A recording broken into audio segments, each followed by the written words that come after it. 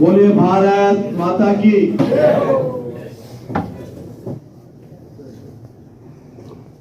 मित्रों, अब चुनाव का बिगुल बज ही चुका है। 2-4 दिन के अंदर आचार संहिता लग जाएगी और तारीखें भी आ जाएगी। मित्रों, जब चुनाव आता है तो बहुत सारे लोग, हमारा परिवार बहुत बड़ा है, तो परिवार के नाते, सदस्य के नाते सब लोगों की इच्छा भी होती है कि मैं भी चुनाव लड़ूं, मैं भी चुनाव लड़ूं। सब लोग अपनी अपनी दावेदारियां पार्टी के सही प्लेटफॉर्म पे रखते हैं, अपनी बात रखते हैं, टिकट मांगते हैं, लेकिन चुनाव तो एक ही को लड़ना होता है। और जब अंतिम निर्णय हो जाता है तब भारतीय जनता पार्टी की छोटे मोटे अपवादों को अगर छोड़ दें तो परंपरा हमारी रही है कि हम सब लोग बिना किसी भेदभाव के, बिना किसी छोटी मोटी बात के, जो पार्टी ने निर्णय कर दिया हम सब उसके साथ लग जाते हैं। मैं आप सबसे आग्रह करूंगा कि हो सकता है कि कोई किसी के साथ व्यक्तिगत जुड़ाव रहा हो। मैं भी चाह रहा था किसी अन्य व्यक्ति को टिकट मिले, लेकिन चूंकि मुझे पार्टी ने दायित्व नागौर लोकसभा में भारतीय जनता पार्टी को जिताने के लिए जिम्मेदारी दी है, तो मेरी लाइकिंग डिसलाइकिंग कोई मायने नहीं रखती। केवल पार्टी का ही परचम लहराए, पार्टी का ही प्रत्याशी जीते। एक बार मैं किसी कार्यक्रम में था युवा मोर्चा के, तो आपकी तो 2 विधानसभा साथ में भी लगती है।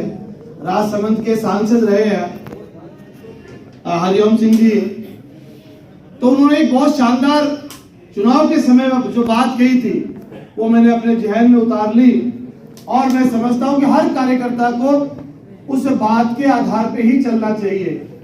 वही हमारी उन्नति का मार्ग भी है और वही पार्टी को आगे ले जाने का मार्ग भी वही है, क्योंकि हम केवल चुनाव लड़ने वाले लोग नहीं हैं। हो सकता है कुछ लोग केवल चुनाव लड़ने के लिए काम कर रहे हो, लेकिन इस पार्टी के अंदर पिछले 70 सालों में हजारों लोग ऐसे हुए हैं जिन्होंने अपने जीवन के 50-50 वर्ष दिए हैं और कभी कोई चुनाव भी नहीं लड़ा। और ऐसे अनेकों लोग हैं जिन्होंने 20 साल, 30 साल, 35 साल पार्टी से कभी चुनाव की कोई बात ही नहीं करी। जो दायित्व मिला, जो जिम्मेदारी मिली, उसमें लगे रहे, और कभी पार्टी ने अचानक तय किया कि आपको कल से मुख्यमंत्री का दायित्व दिया जाता है, आपको कल से प्रधानमंत्री जी का दायित्व दिया जाता है। इस प्रकार की भारतीय जनता पार्टी के लोग, हम सब लोग पार्टी में एक मिशन के साथ काम कर रहे हैं, एक आइडियोलॉजी के साथ काम कर रहे हैं, एक विचारधारा के साथ काम कर रहे हैं। आज भारत में विचारधारा के ऊपर काम करने वाली केवल एक ही पार्टी है, बाकी सभी परिवारों की पार्टी है। मैं उस बात पर लंबा नहीं जाऊंगा कि परिवारवाद के लिए लोग क्या क्या करते हैं। हम सब लोग आए दिन हमारी पार्टी के नेतृत्व से सुनते हैं। मैं हरिओम जी की बात कर रहा था, वो आज लोक में है। उन्होंने हम सब युवाओं को उस समय कहा था कि जब महाराणा सांगा मुगलों के साथ लड़ाई लड़ रहे थे तो उनके 2 सिपाही जयमल और पत्ता अपने साथियों के साथ उस लड़ाई में शामिल होने के लिए, मेवाड़ की ओर से शामिल होने के लिए अपने बाकी सिपाहियों के साथ जंगल से निकल रहे थे। रास्ते में डाकुओं की एक टीम ने उनको घेरा और कहा कि ये घोड़े, ये तलवारें, ये हथियार, ये रुपया, जितना तुम्हारे पास है सब हमको दे दो। जयमल और पत्ता ने दोनों ने कान में बात करी और सब कुछ समर्पित कर दिया। डाकुओं के सरदार ने कहा कि तुमने मेरी बात मान ली, ये तो ठीक है, लेकिन तुमने कान में क्या बात करी? कहे आपको आपका सामान मिल गया, हमारा रास्ता छोड़ो, हमें जाने दो, हमें बहुत जरूरी काम से जाना है। कहे नहीं, जब तक तुम ये बात नहीं बताओगे तब तक मैं तुम्हारा मार्ग नहीं छोड़ूंगा, तुम्हें जाने नहीं दूंगा। कि तब उनके सेनापति जयमल और पत्ता दोनों ने कहा कि हमने ये बात करी, अठे या बठे।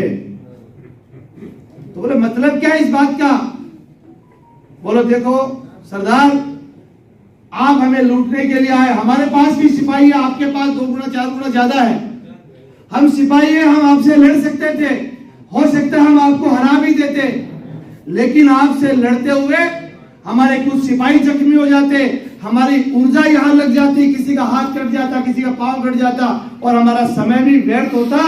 इसलिए हम दोनों ने बात करी कान में, अठे या बठे, ये छोटी लड़ाई है, ये धन छोटा था इसलिए हमने आपको दे दिया। वहां देश की लड़ाई है, वहां महाराणा सांगा मुगलों से लड़ रहे हैं और हमने ये तय करा कि ये छोटी लड़ाई भूल करके, और भले ही हमारा सोना चांदी हथियार एक बार छोड़ना पड़े, लेकिन राष्ट्र को अभी हमारी जरूरत है। पूरी शक्ति देश के लिए लगे, पूरी ताकत देश के लिए लगे और मेरा पूरा शरीर देश के ही काम आए। इसलिए हमने ये तय करा कि यहाँ नहीं वहां की लड़ाई अभी जरूरी है। ये तो डाकू है, अपने ही क्षेत्र के हैं, आते जाते कभी निपट लेंगे इनसे। तो मेरे भाव तो आप समझ ही गए होंगे मैं क्या कहना चाहता हूं। हो सकता है किसी को मुझसे तकलीफ हो सकता है किसी को रमाकांत जी से तकलीफ हो सकता है कोई ज्योति दीदी से भी किसी को तकलीफ हो सकती है। और अगर कोई तकलीफ थी तो आपने नागौर विधानसभा चुनाव में थोड़ा नाराजगी थी तो वो कसर निकाल ली। भाइयों, अब हम सब लोग एकजुटता के साथ मोदी जी का चेहरा ध्यान में रखते हुए, मोदी अब तो हमारे परिवार में पुरानी भी होगी, अब संगठन का जिम्मेदारी इनको मिल गया और मुझे लगता है कि हम सबके दिलों को भी इन्होंने जीत लिया।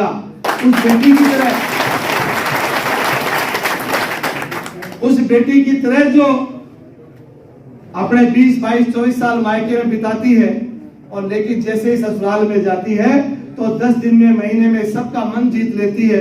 उसी प्रकार ज्योति जी ने भी भारतीय जनता पार्टी परिवार के सभी लोगों का मन जीता। क्योंकि जब आपने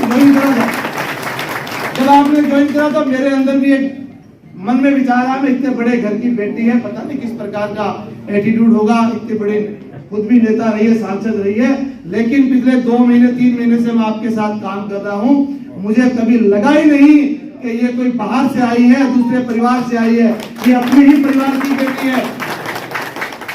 इसलिए मित्रों, हम सब लोगों को मिलकर के ये चुनाव को जीतना है और ये चुनाव जीतना कितना जरूरी है ये मुझे बताने की आवश्यकता नहीं है। हम उस पार्टी के कार्यकर्ता हैं जो रोज इस बात को सुनते हैं कि किस लिए ये सरकार जरूरी थी। आज कश्मीर की स्थिति सुधर गई, आज भव्य राम मंदिर बन गया और ऐसे हजारों बातें हैं, मैं उन गहराइयों में नहीं जाऊंगा। मित्रों, मैं आप सबसे 1-2 मिनट की बात और लेकर के, समय लेकर के अपनी बात को खत्म करूंगा।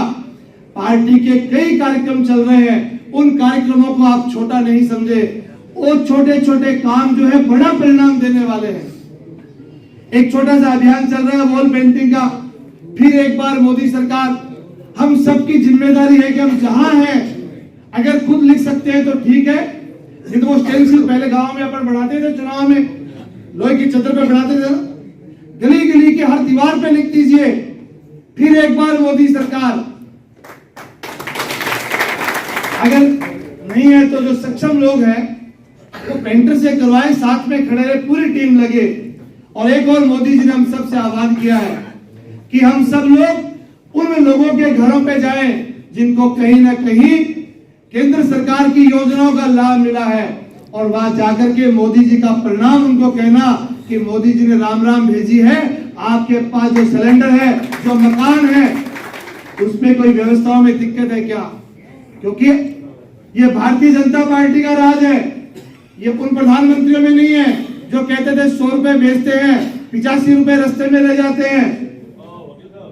ये भारतीय जनता पार्टी का शासन है, नरेंद्र मोदी का शासन है। 100 रुपए देते हैं, एक बटन मोदी जी दबाते हैं, अगले 5 सेकंड के अंदर, चाहे वो किसान हो, व्यापारी हो, माताएं बहनें हो, मजदूर हो, सीधा उनके खाते के अंदर जाता है और 100 का 100 पैसा वो जरूरतमंद व्यक्ति तक पहुंचता है। इसलिए कोई शिकायत का मौका तो आपके पास आना ही नहीं है। आप उनके पास जाए और वो पत्रक भी जिलाध्यक्ष जी के पास आ गया होगा, मोदी जी का संदेश है, और प्रत्येक कार्यकर्ता वो 20-20, 30-30 घरों में जाकर के और मोदी जी के संदेश को लेकर के जाए। और मित्रों, ये चुनाव हम सब के लिए तो जरूरी है ही है, इसे देश के लिए भी जरूरी है। अगर ये चुनाव कहीं ना कहीं गड़बड़ हो गई तो ये जो देश की जो तरक्की है, जो उन्नति है, जो दुनिया में आज भारत की जो इमेज बनी है, कहीं वो रुक नहीं जाए, क्योंकि पहले गलती 2004 के अंदर हो गई थी। अगर अटल जी का शासन लगातार चल जाता तो आज मोदी जी को 2047 का नारा नहीं देना पड़ता, आज हम दुनिया की महाशक्ति होते। वो 10 साल का काल हम सब ने देखा यूपीए का, 2004 से लेकर के 14 तक, जब हम अखबार उठाते थे तो प्रतिदिन कोई ना कोई बड़े स्कैंडल, बड़े घोटाले, और अब तो डबल इंजन की सरकार है। बड़ी बड़ी समस्याओं का समाधान आदरणीय भजनलाल जी के नेतृत्व में, आदरणीय मोदी जी की देखरेख के अंदर हो रहा है, बड़े बड़े काम हो रहे हैं। मित्रों, मैं आखिरी बात कह के अपनी वाणी को विराम दूंगा। हमारा जो शरीर है उसका मध्य भाग हमारा पेट होता है। पेट अगर स्वस्थ है तो पूरा शरीर स्वस्थ है। उसी प्रकार राजस्थान का जो मध्य भाग है वो नागौर है। मित्रों, नागौर से राजनीति चलती है राजस्थान में। नागौर अगर ठीक रहा तो पूरा राजस्थान भी ठीक रहेगा। ये मिशन 25 है, कहीं चूक नहीं हो जाए, यहीं से शुरुआत होनी चाहिए। पहली सीट 4-5 लाख से जिता करके हम लोग भेजेंगे। मित्रों, कहने के लिए और बहुत बातें हैं नागौर के लिए। जब वसुंधरा जी की सरकार थी तो 2 कैबिनेट मंत्री नागौर से थे। जब अशोक गहलोत की सरकार थी तो एक भी मंत्री नागौर से नहीं था। आज फिर भारतीय जनता पार्टी की सरकार है और फिर नागौर का मंत्री है, और केंद्र के मंत्री हमने अलग से दिए। ऐसी हजारों बातें हैं नागौर और भारतीय जनता पार्टी का जो एक गठबंधन है, जो प्रेम है पार्टी का नागौर के साथ, पार्टी के नेताओं का नागौर के लोगों से, किसानों से, छत्तीस बिरादरी से जो नागौर का प्रेम है, वो जब जब सरकार आती है तब तक भारतीय जनता पार्टी नागौर को सम्मान देती है सेंटर में और राजस्थान में मंत्री बना करके। और जब जब कांग्रेस की सरकार आती है तो 0/0 मिलता है नागौर को। ये बातें हमें आम आदमी के बीच में जाकर के बतानी है। आपका बहुत बहुत धन्यवाद। नमस्कार।